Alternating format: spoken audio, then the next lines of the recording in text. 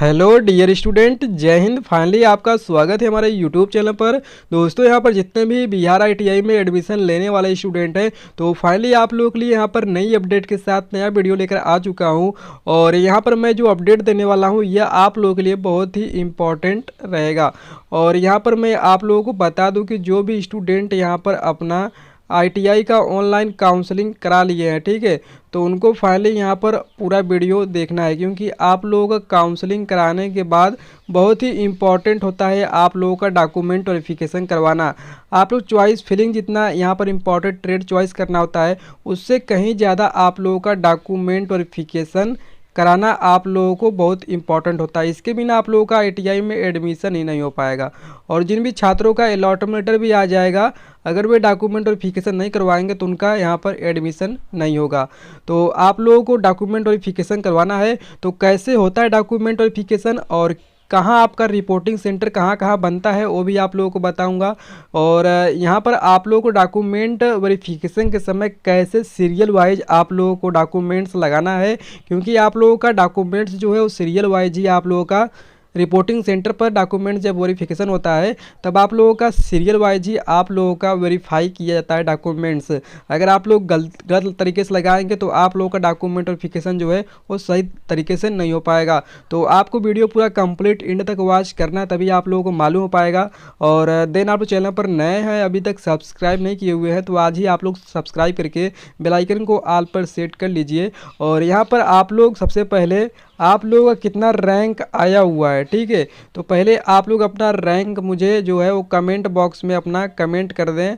और मैं एक प्रॉपर वीडियो लेकर आ रहा हूँ कि आपके रैंक के हिसाब से आप लोगों को कौन सा ट्रेड और आपको क्या सरकारी आईटीआई में आपका एडमिशन हो पाएगा। फाइनली उसमें आपको मैं बताऊंगा पूरा डिटेल के साथ डिस्ट्रिक्ट वाइज। तो आज ही आप लोग अपना रैंक मुझे कमेंट करिए और साथ में अपना डिस्ट्रिक्ट भी कमेंट करिए, ठीक है।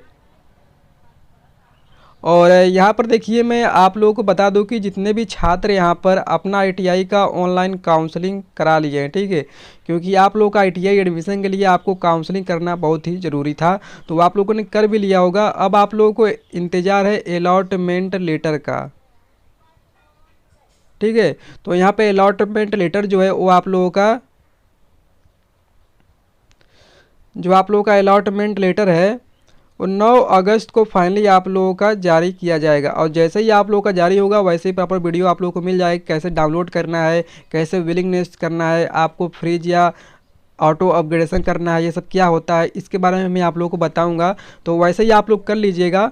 और यहाँ पर देखिए, बात करते हैं आज डॉक्यूमेंट वेरिफिकेशन का। तो डॉक्यूमेंट वेरिफिकेशन के समय कौन कौन से डॉक्यूमेंट्स आपको सीरियल वाइज लगाने हैं पहले वो जान लेते हैं यहाँ पर। तो देखिए, आप लोगों को जो डॉक्यूमेंट्स आप लोग लगाएंगे तो सभी कागजात इस क्रम में लगाना है आप लोगों को। पहला है देखिए आपका जाँच पर्ची, और दूसरा है पार्ट ए और पार्ट बी का फॉर्म, इसके बाद तीसरा है अलॉटमेंट ऑर्डर और आईटीआई का एडमिट कार्ड। इसके बाद देखिए आप लोगों का दिया गया है पांचवा आईटीआई का रैंक कार्ड, इसके बाद बायोमेट्रिक अटेंडेंस, और सातवां है affidavit regarding no admission other than ITI college.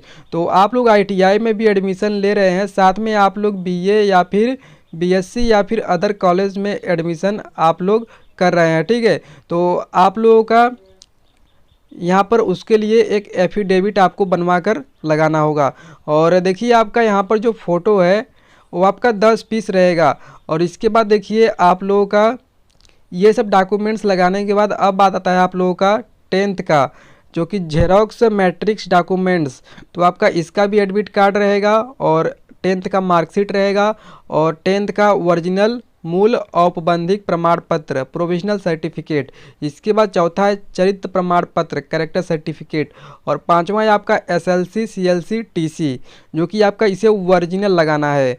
और यहाँ पर देखिए आपका छठवां दिया गया है आधार कार्ड, तो इसका भी प्रिंट आउट आप लोगों का रहेगा। तो देखिए ये जितने भी आप लोगों का डॉक्यूमेंट्स है इसका आपको 2-2 सेट तैयार करवाना है, ठीक है, 2-2 प्रति आप लोगों को इसका तैयार करवाना है। तो ये जो डॉक्यूमेंट्स है आप लोग इसको भर लीजिएगा, ठीक है, और भर कर 2 कॉपी करवाइएगा या फिर आप लोग 2 कॉपी करवाने के बाद इसे अच्छे से भर लीजिएगा, ठीक है। तो आप लोगों का तैयार हो जाएगा ये सब डॉक्यूमेंट्स।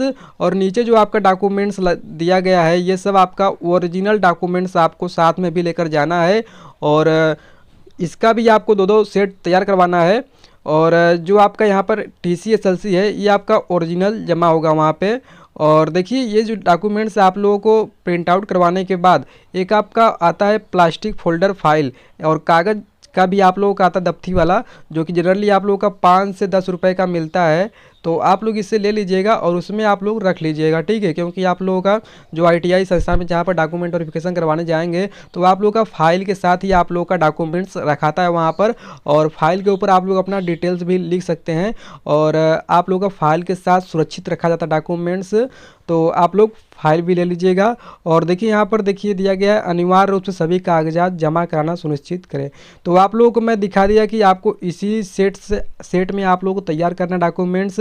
और ऐसे ही आप लोगों का डॉक्यूमेंट वेरिफिकेशन के समय सीरियल वाइज आप लोगों का वेरीफाई भी होता है, क्योंकि वहाँ पर आप लोगों का सीरियल वाइज डॉक्यूमेंट्स मिला करके वहाँ पर एक आपको स्लिप भी दिया जाता है, ठीक है। जितने डॉक्यूमेंट्स आप लोग लेकर जाएंगे और आपका जब वेरीफाई होगा तो वहाँ पर देखिए दिया रहेगा आप लोगों का वेरीफाइड, ठीक है।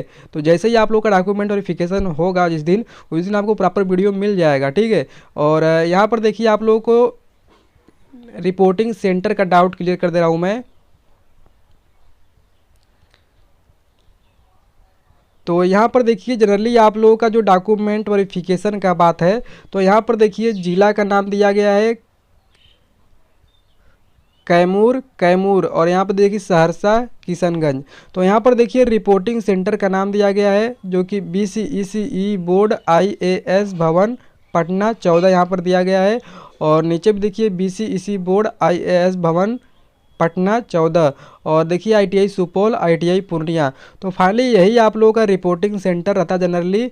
और जो भी स्टूडेंट का यहाँ पर BCECE बोर्ड IAS भवन पटना दिया रहता है तो उन्हें फाइनली वहीं पर जाकर आप लोगों को डॉक्यूमेंट वेरिफिकेशन करवाना होता है।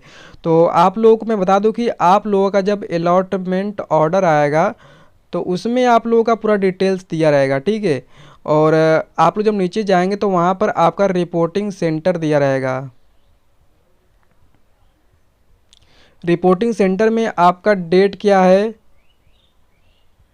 जैसे मान लीजिए यहाँ पर आपका 10 से लेकर के 17 अगस्त तक आप लोगों को डॉक्यूमेंट वेरिफिकेशन करवाना है।